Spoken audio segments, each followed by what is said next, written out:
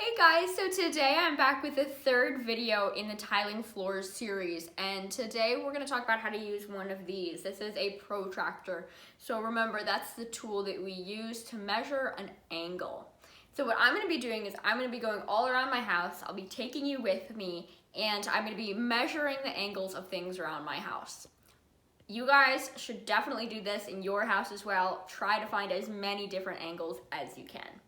So before we get going with the fun angles around my house, let's review a little bit what a protractor is, what it looks like, and how to measure an angle with it. So I've got my protractor right here. This is pretty typical.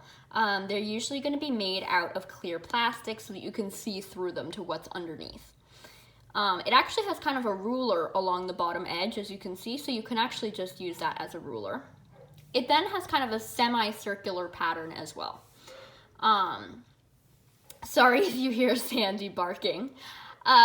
So basically, to use this protractor to measure this angle that I've drawn, I need to take this little circle I have in the middle here with a little cross around it, and I need to line that up with the corner of my angle right there, and I want to get it as exact as I can. Now my next step is that I want that big black line at the bottom of my angle to kind of be parallel to the bottom here, which means that I want it to be on that black line right there. I want those to line up. So that's what I'm gonna do, just like that. So that looks pretty good to me. Now what I'm gonna do is I'm gonna go to that other line of my angle, the one that's not flat across the bottom, the one that's going up this way. And I'm gonna go see where that kind of ends up on my protractor.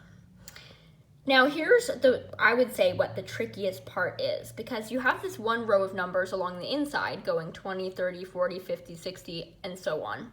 And then you have this other row of numbers on the outside going 100, 110, 120, 130, 140, etc.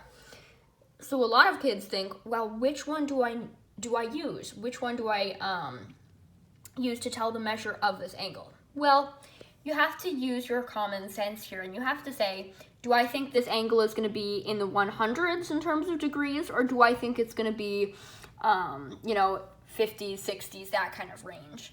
And you can look at this, you can see it's clearly less than 90 degrees, and so we're going to want to use these smaller numbers down here. So again, we can zoom in and let's try to see where that black line of that angle ends up. It looks to me like it's on the second mark after 50. So it goes 50, 51, 52. So I'm gonna say that that angle is 52 degrees. Now let's try that method to measure some more interesting angles around the house. Okay, first up we're going to measure this little tissue dispenser. It's in the shape of a little house, as you can see, and I wanna know the measure of this angle right here, right there. So to make this a little bit easier, I'm just gonna flip it over just like that, and I'm gonna set my protractor up. So I've got that dot in the middle of my protractor lined up right there.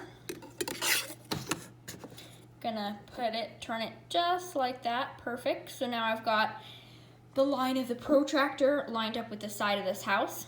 I'm gonna go over and look here, and it looks to me like that is 129 degrees, and that's gonna be the measure of this angle. So next up, I'm gonna measure the angles, or one of the angles in this little octagonal bowl that we have. So right now it's being used to hold nuts. You may have seen this video this container actually in the Base 8 groceries video. And I wanna know the measure of this angle right here. So I take my protractor, I line it up with that little circle at the bottom in the corner, and so that it's nice and flat across the edge of the bowl.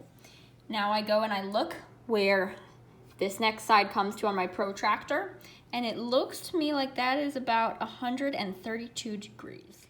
All right, I am now in my library, and we've got this nice fireplace in here. And if you kind of look closely, there are all these designs etched into the wood of the fireplace. So I want to know some of the angles that are etched in here. So I'm actually going to go for this one right here. There's one that's exactly the same on the other side as well. So we've got our point down here, and that's the angle we want to be measuring. So I'm going to line that up with the point of my protractor, just like that. And again, I have to make sure that that line of the angle is also lined up with the bottom of my protractor. Now I'm gonna go over here and see where this ends up. Looks to me like that is about 88 degrees, so we'll go with 88 degrees for that angle. Next up in the library, we've got all these little houses on display. Hi, Kate. And we're gonna be measuring, I'm just gonna kind of pick one of the angles in one of these many houses for us to measure. So I'm thinking we'll go for this house here with the wooden roof. And we want to measure that angle right there. So again, I'm going to take the point, that circle in the middle of my protractor, and line it up with the corner. I'm then going to make sure that the line there is lined up with the bottom of the protractor, and I'm going to see where this gets us. Looks, oh, I got it, I slipped a little bit, that can happen. Looks to me like that angle is about 80 degrees. So we'll go with exactly 80 on that one. Now next up, I want to measure the angle of the blade of these scissors. Probably don't try this at home, probably not super safe. But this is going to be a little tricky because as you can see, the angle is very acute. That means it's going to have a very, very small number. And so we're going to want to try to get it as exact as we can. I'm actually going to use a little bit of a different technique this time. First, I'm going to actually just put my protractor down just like that, and then I'm actually going to put my scissors on top of the protractor. You can do that as well. You can sort of put the object that you're measuring on top of the protractor or the other way around.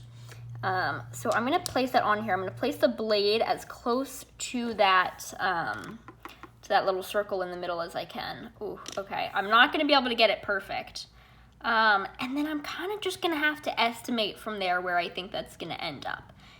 I'm going to guess, if I follow that line of the blade out there, again, it's not quite long enough to see where it's going to end up, but I'm going to estimate it's definitely going to be less than 10.